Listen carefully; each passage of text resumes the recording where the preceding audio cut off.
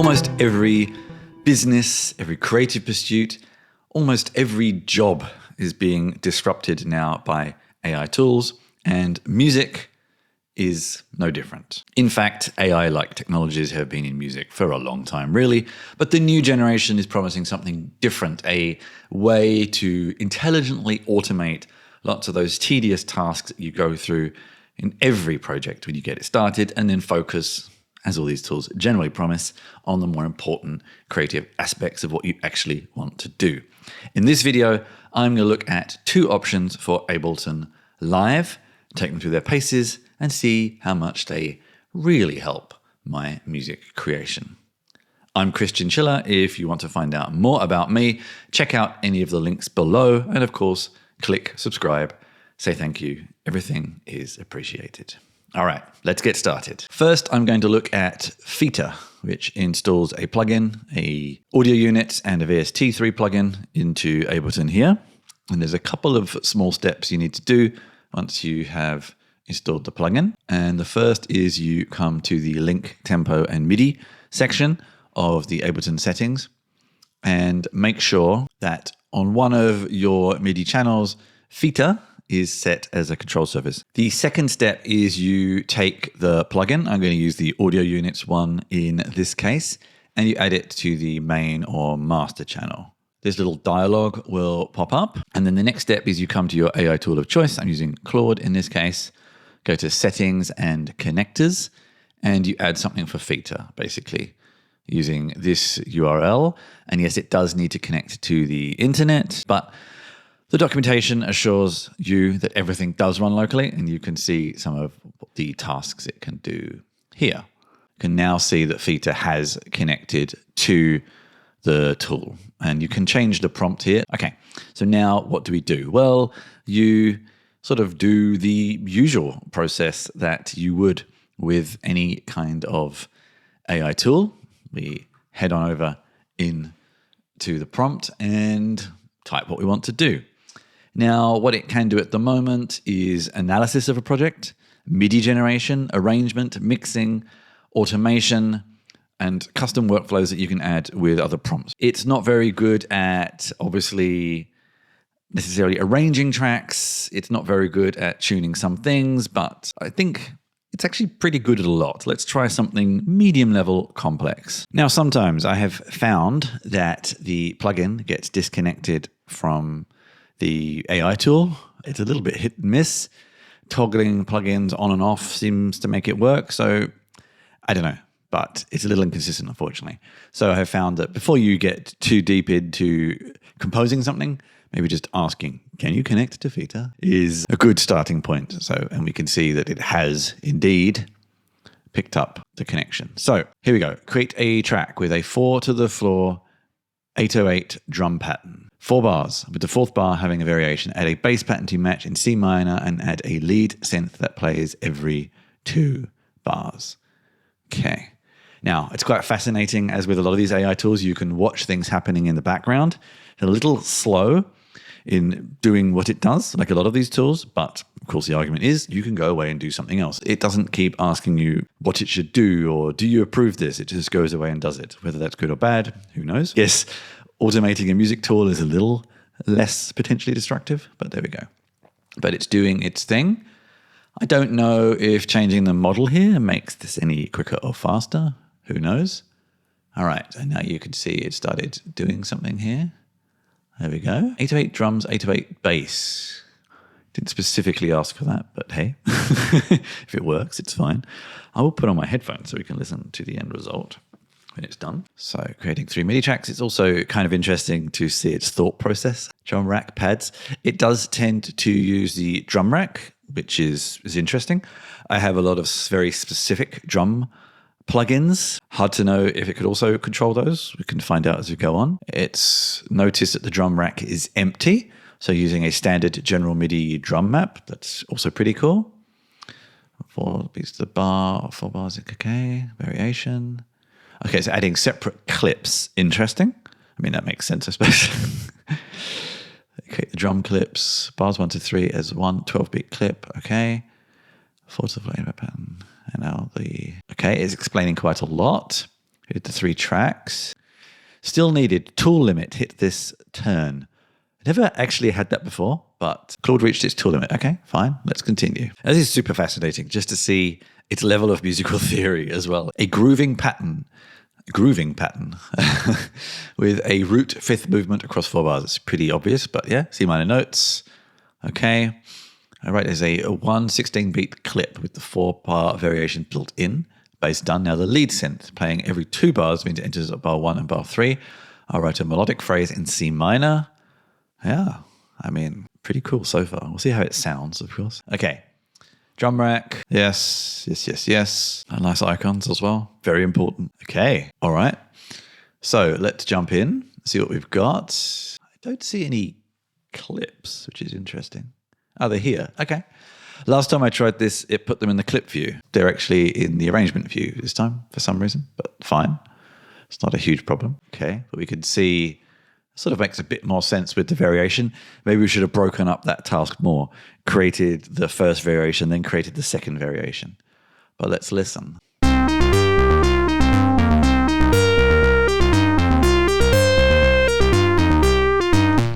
Okay, something weird has happened there. The drums have not been created in this particular case. Now, this is interesting because last time I tried this, it worked fine. The bass and not the best instrument choice, but that's fine. Okay, let's see. Let's see how clever this is.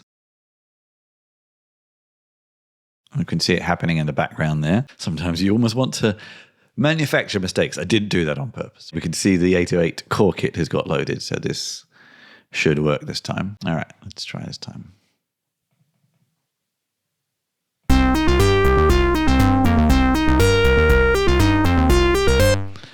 Okay, everything is very loud. The drums are quite quiet. I will say I got much better results last time. This is AI for you. It's also interesting to note here that actually we get quite good sort of humanized variation on velocities as well, for the drums especially. Let's do a little bit of loose mixing. Maybe bring the bass down and that lead synth definitely down quite a bit. I'm working with a very little screen estate here. That other way. Okay.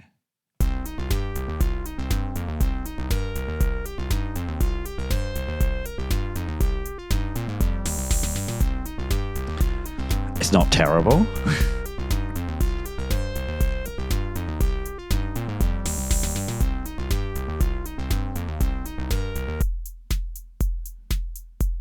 That's pretty much 4 to the floor. It sounds a bit 80s game soundtrack, but hey, these are 808s.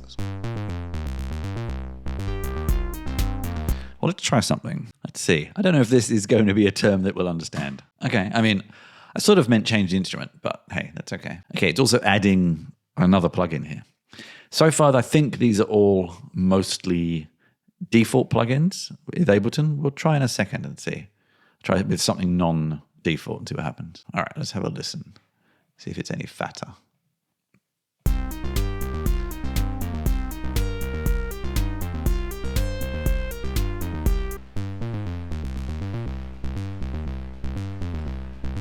I mean, sort of. I suppose it depends on your definition of fatter. But here we go. I'm going to try something else now. So this is not a default plugin. I have it installed. Let's see what happens. I was wondering if this would actually kind of like dynamically update, but we'll see. So this is a very different sort of plugin. It's keeping the EQ. Okay. Yeah. So you need to open up the bass plugin and pick the model. It says a lot of great options for playing that kind of. It's actually not strictly true. I don't know if you know this plugin, but it's mostly natural basses. So I wouldn't really call that an 808 style, but it's fine for now. We're just experimenting.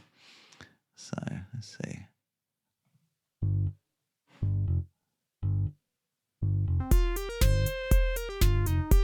But it worked.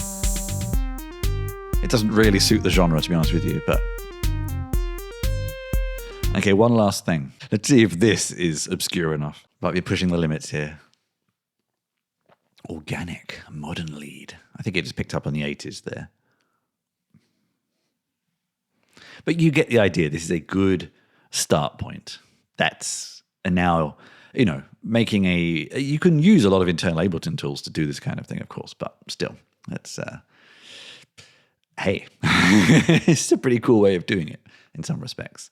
And especially some of those plugin settings when you're just twiddling knobs, which is not, I don't know, there's a certain appeal to it, but not always. Badass lead. Wow. All right. I'm going to try one last thing after this, and then we'll move on to the other option. Okay, you can definitely see that something changed here. Still thinking. Yeah, you can see what it's doing. Taking a bit of time this time. I mean, technically speaking, I think it's kind of done. Nothing chippy about it. Look at that. Okay. So we're hitting some limits here. I don't know if I mind that much. This could be fine. Yeah, and we've reached a limit again as well.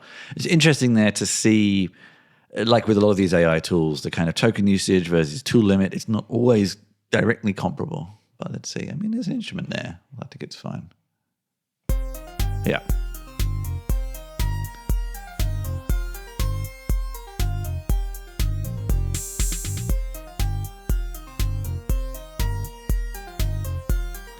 Okay. It's not terrible. Right, let's try one other thing before we finish up here. So let's say continue. I'm not sure if we're actually doing anything, but I'm going to try. Oh, yeah. Wow. Okay. It's just continuing off its own sweet accord here. Right. In the meantime, now what I want to try next is being a little non-specific. Okay, well, it's still going. It's still obsessed with this lead line. You have the ulterior chorus. That's a wow. There we go. It's got opinions. It's got opinions.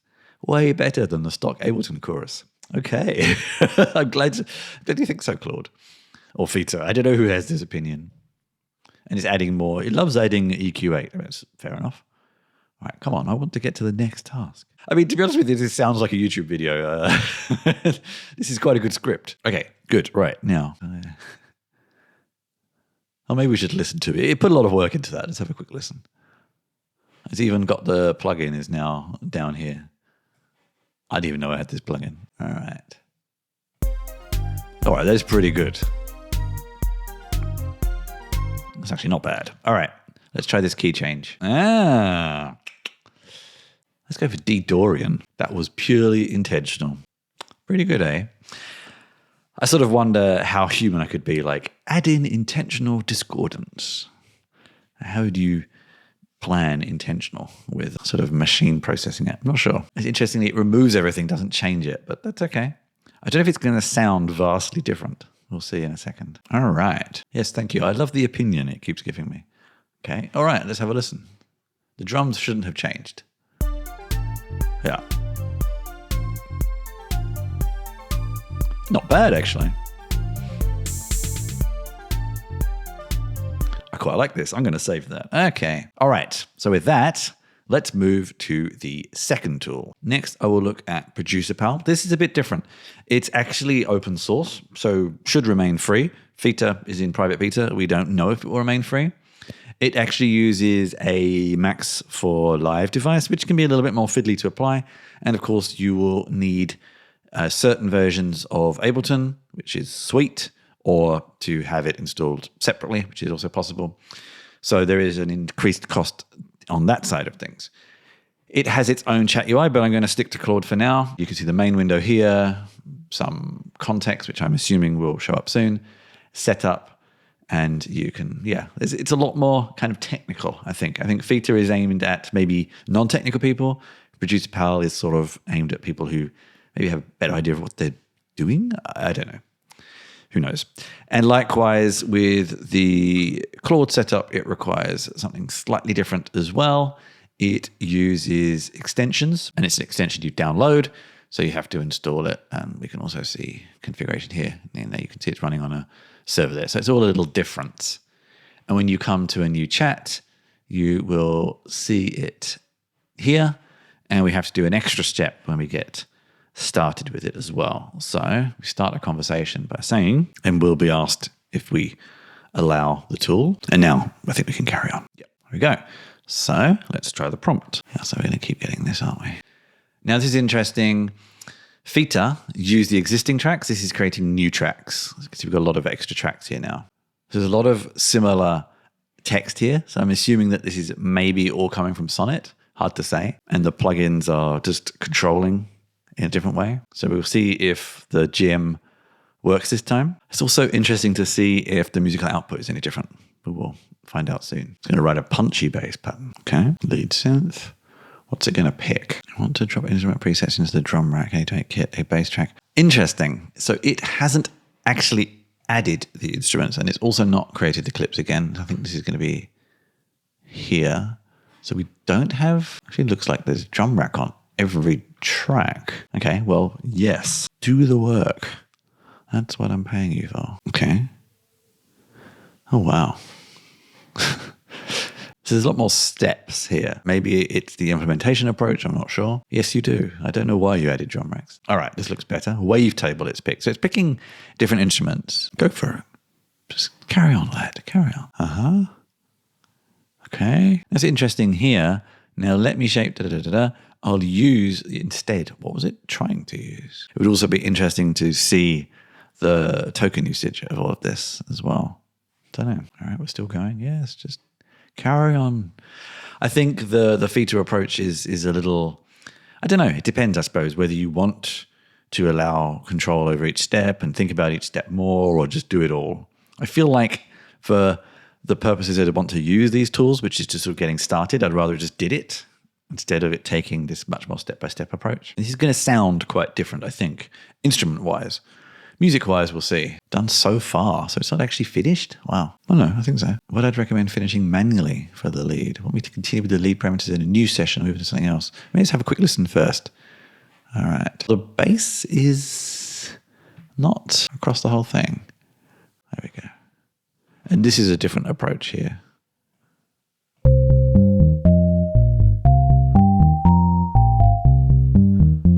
Hear any drums? Still no drums. Okay, let's fix that. I mean, this was what happened before as well. So continue. Okay, it's still going on with something else. We'll fix the drums in a minute. I mean, I'm a drummer. I would like to fix the drums first, but hey, it sounds more, that sounded a bit more krautrock, but there are no drums. So it's really obsessed with the parameter fixing. I mean, in some respects, you could use these together, of course, I think. I don't know. Wow, it's adding a lot of plugins here. My God. Okay. Still going. I mean, it's added a drum bus, but there's still no drums. But we'll come to that soon. Yeah, it really likes configuring plugins, I think, which is fine. I don't. So, so maybe that's something I could use it for. I find endless virtual dial twiddling to be quite tedious. It's adding 2 return tracks. Okay, that's odd. It's deciding to switch to Feta all of a sudden. All right, fine. I never wanted to anyway. It's totally fine. I want to get to the drums, please. Okay. I don't think it has done the drums still. All right, we'll have to continue again. Hopefully it's done so I can actually get to the drums. Oh, man. It's still going. Just stop. Stop. It's fine. It's fine. Okay. I mean, we know it exists. Okay, yeah. So this is interesting. If you do have both enabled, they start to work with each other, which could make for some really interesting combinations, maybe. I don't know. Huh. Okay. It's actually telling me to use another tool. All right, let's just do that. All right, now we have a drum kit. Let's hear how it actually sounds.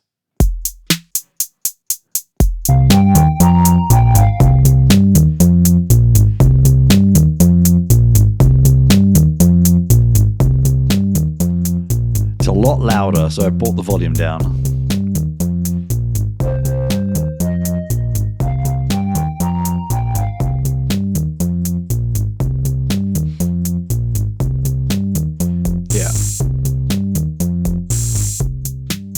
Yeah, it's really loud.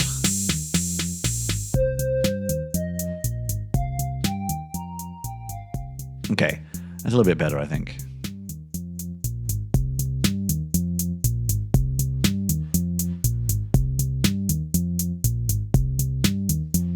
Wouldn't really call this 4 to the floor. I don't know. This is a lot more krautrock. And actually, if I'm right, and it is 4 to the floor. Yeah, okay. All right. So let's see what else we can do equivalent. So far, I feel like Feta was better. But let's see. What did I do? So mod op. No, there we go. Okay. But I get the impression, Producer Pal only knows native Ableton devices. I see. Interesting. Okay. Well, let's try the other task. So this is a different approach. So this is this is where using both might be valid, because with Feta, it deleted and recreated. In this case, it's using pitch transform. I don't know if that's technically changing the scale. We'll see. But the different approaches, I feel like I was able to achieve more quicker with Feta, but this does things in a different way. So I feel like, yeah, actually using the two of them together could be interesting. I don't know if they'll start fighting with each other and whatever that I mean by that phrase.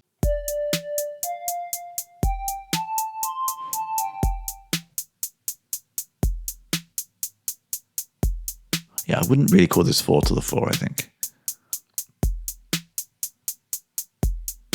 Where's the bass gone as well? We seem to have lost the bass completely. Hang on.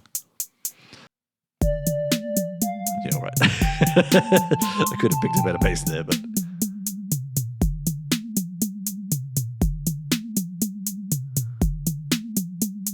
yeah. I don't know. I'm less enthused about that result, I think. What else did we try? I can't really change the instruments. We changed the key, I think. I'm not actually completely convinced we did. Yeah, it's also not changed there. I didn't really confirm that in Feta, but yeah. Okay, well, I kind of like the more open source nature of this. And in theory, I suppose you could tweak it more, I guess. But I felt like I got to results quicker with Feta. But maybe combined with the two.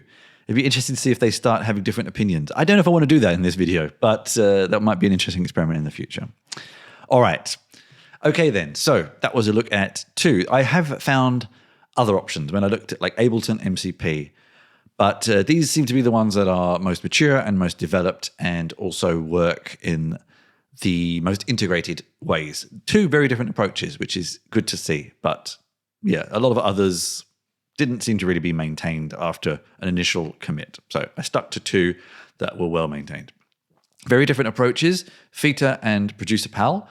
I think it may wait and see how much Feta might be in the future and then compare it to the free of Producer Pal, of course. But for the time being, I think I will use both of them in different ways. Maybe Feta for getting started and then Producer Pal for tweaking. If I want to share something with people and I want to be more trusting of the fact that they'll be able to use all the plugins, then obviously Producer Pal is good because it's only using plugins in stock Ableton. Whereas with Feta, I was picking plugins that maybe they don't have. So different approaches there. But interesting world. Yeah, I think I'm okay with this.